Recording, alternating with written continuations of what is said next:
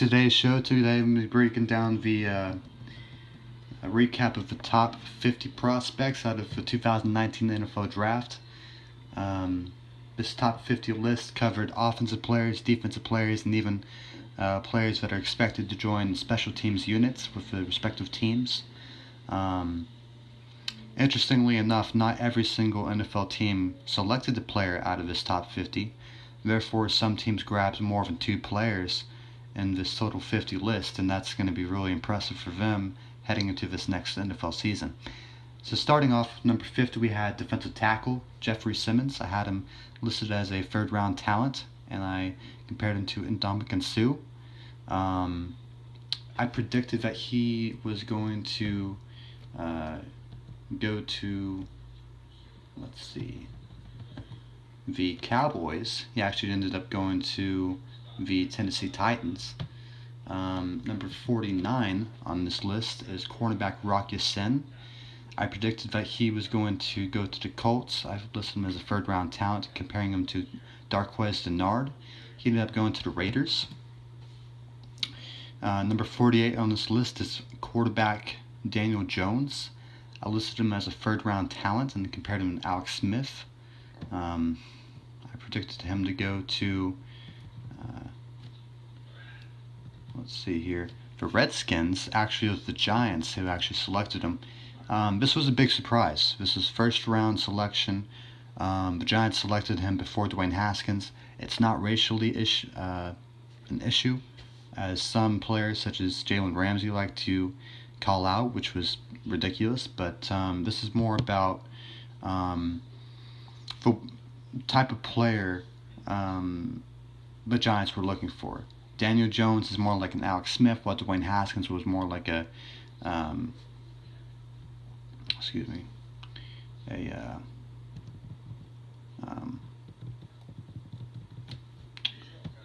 getting all set up here.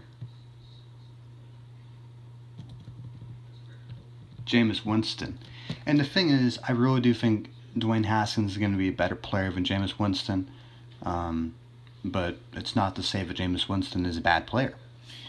Now, at number 47, we had defensive end Rashawn Gary, who many projected to be a first-round talent. I'm not sure why. I've listed him as a third-round talent. The last player in this top 50 was a third-round talent. And with Rashawn Gary, I predicted him to go to the Seahawks. I felt like the Seahawks were going to have an opportunity in the second or third round, and we were going to select him. He's a guy that I compared to Ezekiel Ansah. He ended up going to the Packers instead in the first round, which, many people were high on him. I was not. I don't think that he's going to be the best defensive end in this class by far. Now, at 46, we had safety Nasir Adderley, who I projected as a second-round talent. I compared him to a Jesse Bates III of the Bengals, and he ended up going to the Chargers. This was a second-round pick, so it's exactly where I predicted he would go. With the Chargers, what we're getting out of him is an extra safety. He's projected to play free safety for the Chargers, and for the round selected, he should be a pretty good value player. Number 45 on this list is linebacker Devin Bush. I list him as a second-round talent, and I projected him to go to the Broncos, but he ended up going to the Steelers instead.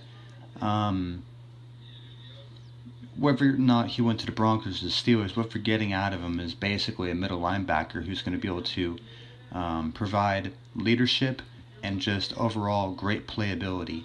I compared him to the recently retired Stephon Tuitt of the Tennessee Titans, Detroit Lions, and he'll definitely be a good linebacker. Number 44 on this list is defensive tackle Ed Oliver. I predicted him as a second-round talent, comparing him to the old Michael Dean Perry, the Fridge's brother, if you will. And let's see, Ed Oliver, I projected to go to the Jets. He ended up going to the Bills. It's the same division, but just different teams.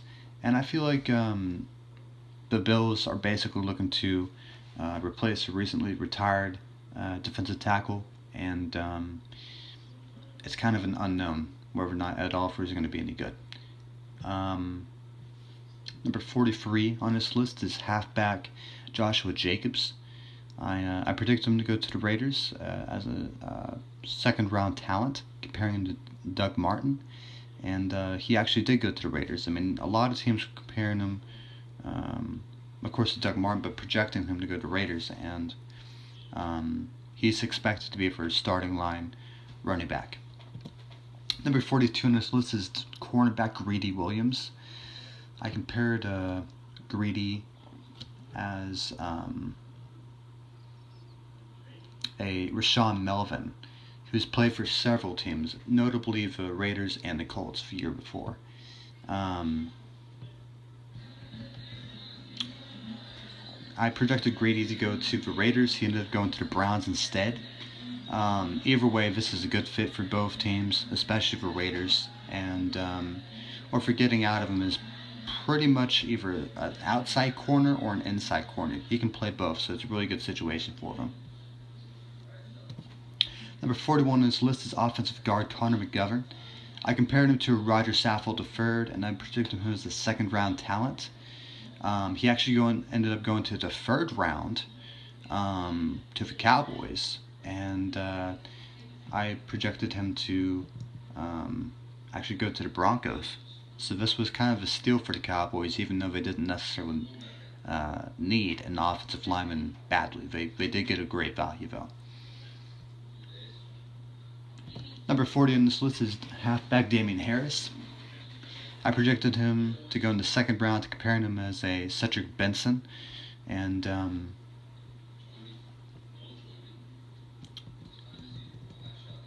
I predicted he would go to the Buccaneers, but he actually ended up going to the Patriots.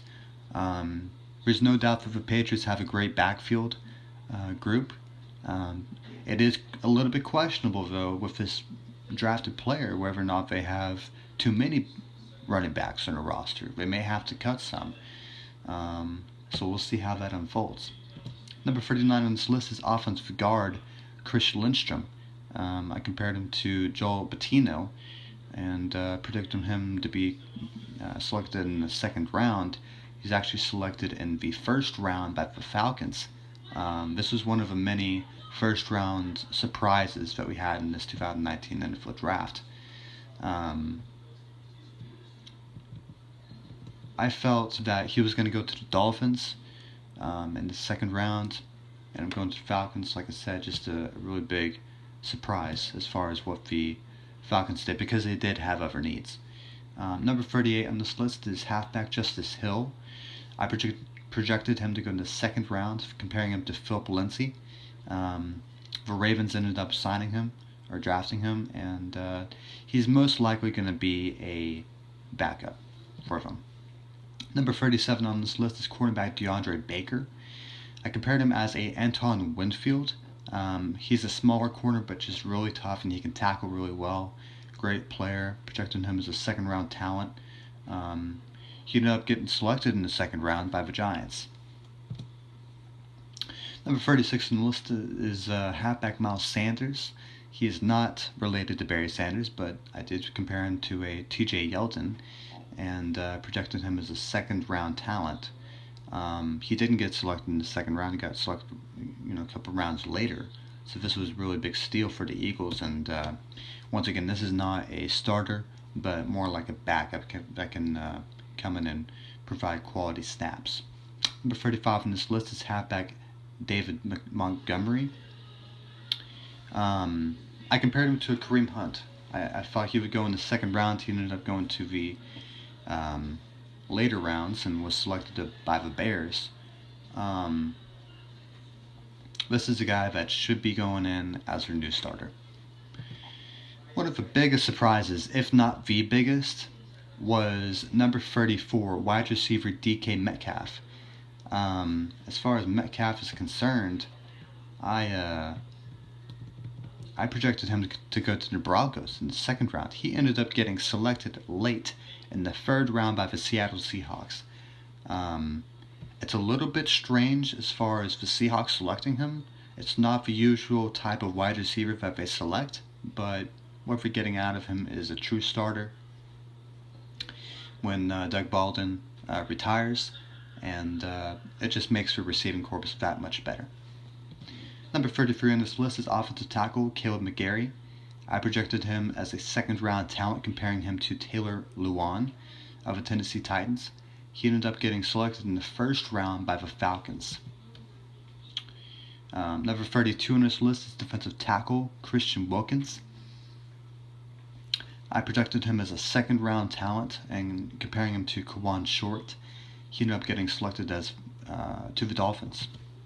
Number 31 on this list is safety Darnell Savage Jr. I projected him as a second-round talent, comparing him to Lamarcus Joyner, formerly of the Rams, now with the Raiders. And I projected that the Jaguars were actually going to draft him. He ended up going to the Packers. Still in the third round, but what the Packers are basically getting out of him are potentially, in a couple years, maybe in 1 year, a starter. Number 30 on this list is safety Taylor Rapp. I projected him as a second-round talent, comparing him to Jordan Poyer, formerly of the Cleveland Browns, now of the Buffalo Bills. I projected Rapp to go to the Chiefs, but he ended up going to the Rams instead. This was a little bit more surprising.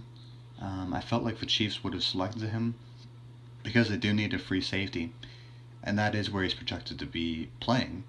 But the Rams brought him in as a guy that can learn behind Weddle and just kind of fill in when Weddle retires. Number 29 on this list is tight end Irv Smith Jr. I projected him as a second-round talent, comparing him to Delanie Walker. I thought Irv Smith would go to the Patriots. He ended up going to the Vikings, and this was in the first round, and this was totally surprising. I did not expect this at all.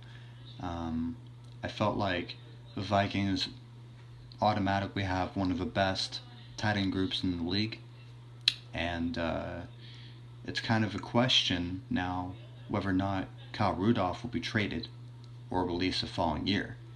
We will have to see. Number 28 on this list is tight end Noah Fant. I projected him to go to the, Seattle Seahawks, and he ended up going to the Broncos. The Broncos are obviously getting a starting tight end.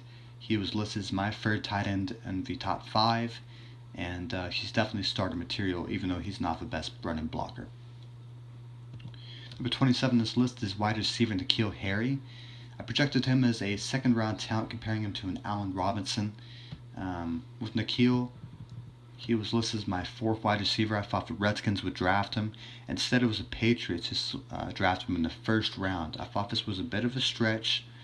Definitely felt like the Patriots needed a tight end just a little bit more than wide receiver, obviously. And this was a big head-scratcher. I felt like they could have gotten him in the second round, so it's the Patriots. You can definitely count on N'Keal Harry to have a great year because he's automatically with the Patriots, but it might have been a round too high for him, in my opinion. Number 26 on this list is quarterback Drew Lock. I thought he would go in the second round, comparing him to Matthew Stafford. As far as Drew Lock is concerned, I thought he was going to be drafted by the Giants. It was really down to Dwayne Haskins and Drew Lock being drafted by the Giants.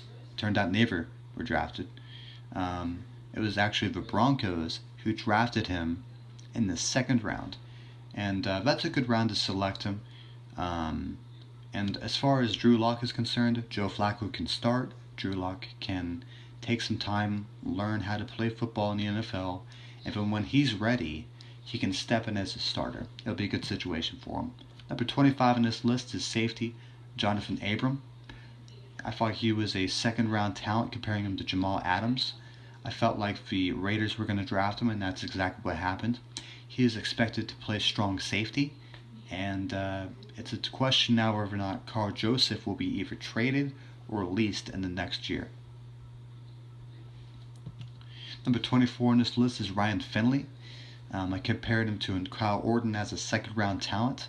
I felt like Ryan Finley was going to be drafted by the Miami Dolphins. He ended up going to the Bengals instead. It's a similar situation for him either way. He's sitting behind the starter with the Bengals from Andy Dalton, and he's going to learn from him, and then in a couple years he'll have the opportunity, if he does improve, to become a starter. Number 23 on this list is cornerback Jawan Williams. I felt like this was a second-round talent. Compare him to Sean Smith. I really thought he was going to be drafted by the Seattle Seahawks, comparing him to, Richard Sherman, Browner, big corners. That's what the Seattle Seahawks like. It was a big surprise that the Patriots select him instead. It's a good value. It's a really good value getting him in the second round. It was just once again a question mark, because you already have corners with the Patriots, 2 corners. You got the McCourty twin, and you have the starter. And so in this case, as far as Jawan Williams' role, it's pretty unknown, although I do really like his size. Number 22 on this list is offensive tackle Andre Dillard.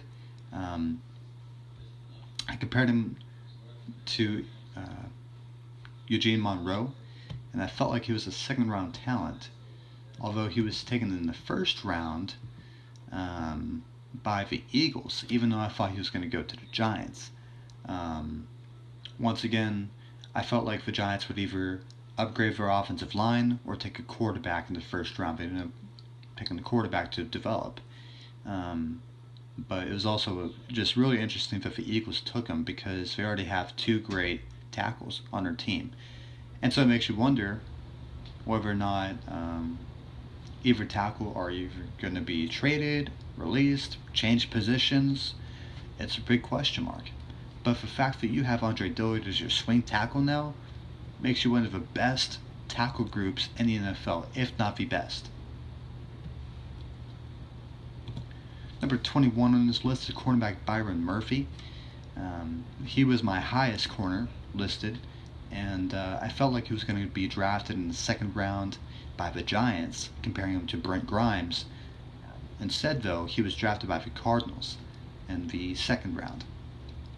And what you're basically getting out of Byron Murphy is a starting corner who can turn the ball over with interceptions, and he's a pretty good tackler as well. He's going to be second on the roster behind Patrick Peterson, and like he said when he got drafted, he's going to pick his brain, Patrick Peterson's, and he's going to learn from him, and he's going to later become the starting corner. Number 20 on this list is center Garrett Bradbury. I compared him to a Weston Richburg, formerly of the New York Giants. I thought he'd go in the second round. He was actually selected in the first round by the Vikings. The interesting thing about it is I felt like he would have been drafted by the Giants. Once again, because the Giants need offensive line help.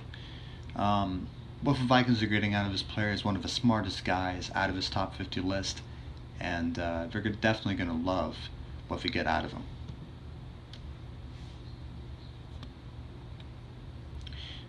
him. This part 1 is concluded.